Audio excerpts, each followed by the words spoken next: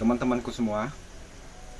Jadi kita lanjutkan ya teman-teman, tentang apa yang kita ambil semalam.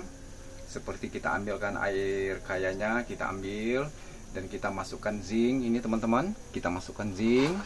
Kita coba masukkan zinc. Ini saya buat dua tempat teman-teman ya. Kita masukkan zinc ini. Di sini teman-teman dapat memperhatikannya. Ternyata logam pada larutan yang kita buat kemarin itu telah larut. Logam sudah melarut.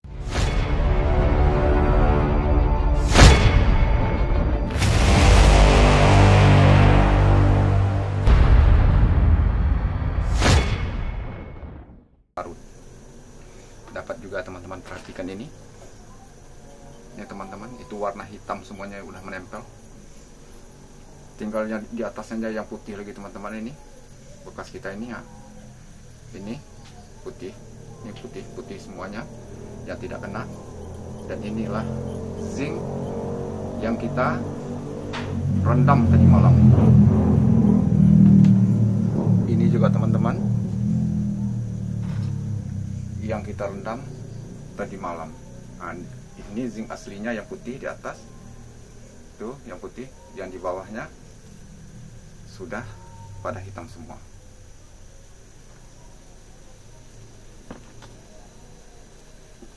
Jadi apa yang kita perbuat itu teman-teman semalam itu, yang saya katakan itu jadi kenyataan.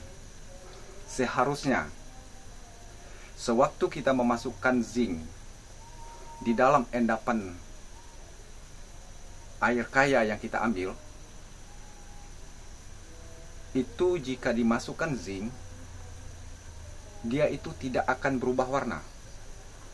Maksudnya berubah warna, logamnya tidak akan menempel kepada zinc. Kenapa seperti itu?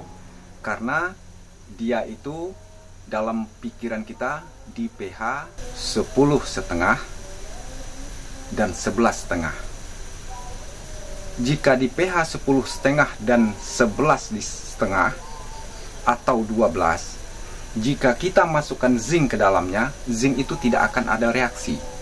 Jadi supaya dia tuh ada reaksi, barulah ditambahkan sedikit HCl, jenis kimia-kimia asam. Begitu teman-teman. Nah, kalau dia tuh udah kita kasih, baru dia tuh nanti turun pH 8 dan 9, baru ada reaksi, nempel lah logam mulia pada zinc atau seng yang kita masukkan. Kita akan jawab dan saya jelaskan ulang. Kenapa dia tuh asam? Sedangkan kita awal kita melakukannya, merendamnya itu di pH 12, 10,5, 11,5 atau 12. Nah, jadi di sini teman-teman bisa menjawabnya sendiri. Jika logam itu mulai memisahkan diri daripada material-material pengikutnya, maka air kaya yang ada, dia itu akan menjadi asam. Jadi air kaya yang kita proses ini pH-nya akan turun. Jadi disinilah kebanyakan kita itu sewaktu melakukan prosesnya, kita sangka, kita udah mulai kita cek, kita uji misalnya, oh ini sudah ada yang logamnya larut. Nah, setelah logamnya kita perasa sudah larut, udah dimasukkanlah atau zinc sebagai pengendapnya, atau segala macam pengendap lah, karbon aktif atau sebagai macamnya.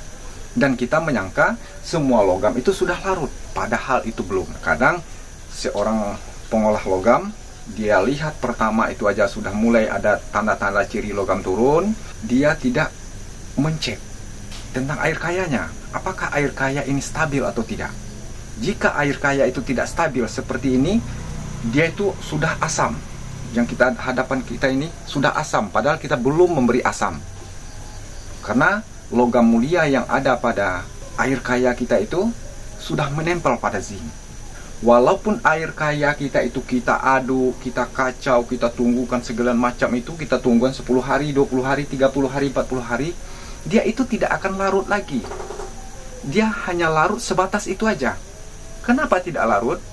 Kenapa dia tidak bisa memisahkan dari logam-logam yang lainnya si emas ini? Karena pH-nya sudah di 9, 8, dan 7. Nah, jadi dia tuh tidak akan memisahkan dirinya lagi. Padahal di bawah material itu masih banyak mengandung emas. Justru dari itu, apa langkah yang kita lakukan? Nah, setelah kita ketahuan ini, sekarang udah ketahuan ini kegagalan fatal ini semua, maka dia bilang hasil saya tidak minimal, hasil saya tidak sampai maksimal. Tapi mereka yang para pengolah, apalagi kita yang pemula ini, di sini semuanya letak kesalahan kita selama ini. Kalau udah kita melihat ciri-cirinya, seperti saya ulang lagi, langsunglah kita endapkan, dikasih pengendapnya. Nah, iyalah ditunggukan sekian hari dulu biar lebih maksimal. Padahal dia tidak akan memisahkan diri lagi dari logam-logam pengotor emas ini. Makanya saya selalu bilang untuk teman-teman, jangan teman-teman salah lagi. Mudah-mudahan dengan cara seperti ini, mana yang mengolah logam mulia di waktu bulan Ramadan ini, saya berdoa bisa menghasilkan untuk anak dan istrinya dan untuk keluarganya. Ini makanya saya buat ini dari awal, betul saya buatkan supaya tidak salah-salah lagi. Hanya segitu aja. Jadi saya ulang lagi teman-temannya. Jadi langkah yang harus kita ambil ini, kalau udah seperti ini, apa langkah yang kita ambil? Naikkan pH-nya. Disitulah caranya teman-teman. Naikkan pH-nya kembali kepada 10,5 atau 11,5 atau 12. Itu teman-teman harus sering menceknya. Itu cek pH 1 kali 8 jam atau 1 kali 6 jam. Karena kalau sudah seperti ini, logam yang rontok memisahkan diri itu sepertinya maksimal, sangat banyak. Teman-teman lakukan, naikkan pH-nya menjadi 12 atau 11,5. Naikkan pH-nya dulu. Di waktu nanti time-nya itu di 5 jam dan 6 jam, cek pH ulang. Jika pH-nya masih standar, tidak berubah dari 11 dan 12, tambah cyanida. Jadi disitulah teman-teman menambah cyanida. Misalnya seperti larutan kita itu ada lebih kurang 25 kg, tambahkan cyanida 1 atau 2 lagi. Setelah teman-teman melakukan penambahan cyanida, kalau nanti di material kita itu ada berupa logam-logam pengotor lainnya yang agak bandel, yang sederhana sekali, bisa teman-teman menggunakan Pepsodent. Itu yang sederhana sekali. Ambil Pepsodent, kalau di sini aja beli Pepsodent yang harga 3.000, 2.000, aduk sampai betul-betul larut, baru dimasukkan ke dalamnya. Di saat sinilah teman-teman harus rajin mengaduknya. Jadi setelah teman-teman melakukan hal seperti itu, nanti teman-teman cek lagi di 12 jam apa yang terjadi. Setelah di 12 jam tidak terjadi perubahan, tidak ada terjadi perubahannya, tetap dia tuh di pH 12 atau di pH 11, tidak ada pH-nya turun secara drastis, berarti material yang kita olah itu udah beransur-ansur habis. Itu langkahnya teman-teman.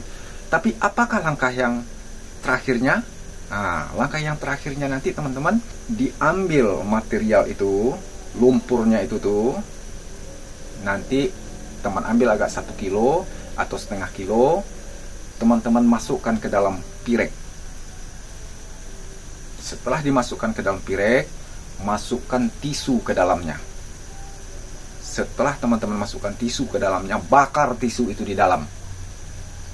Jika mengeluarkan asap kuning, sewaktu kita membakar tisu, berarti persediaan emas atau logam mulia pada larutan itu kita tuh masih ada.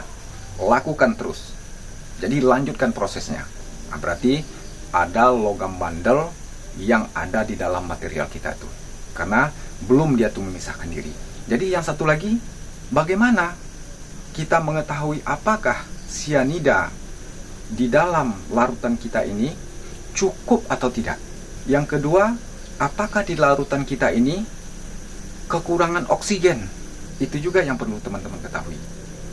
Jadi untuk besoknya kita kupas tentang itu, teman-teman. Jadi nanti ini kita finishkan, kita kupas satu persatu supaya teman-teman bisa mengerti dan berhasil, jangan gagal terus. Nah, baiklah teman-teman, kita cut sampai di sini dulu.